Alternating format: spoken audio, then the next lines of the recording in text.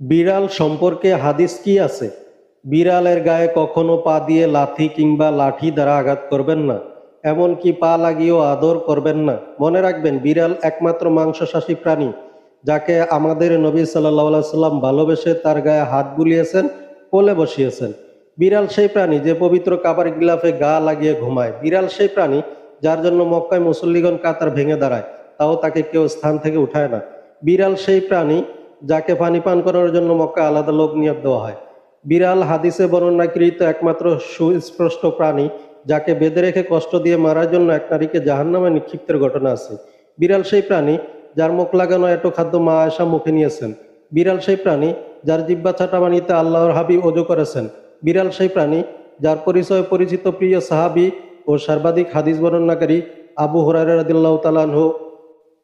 তারা অপবিত্র নয়, তারা তোমাদের আশেপাশে বিচরণকারিনী।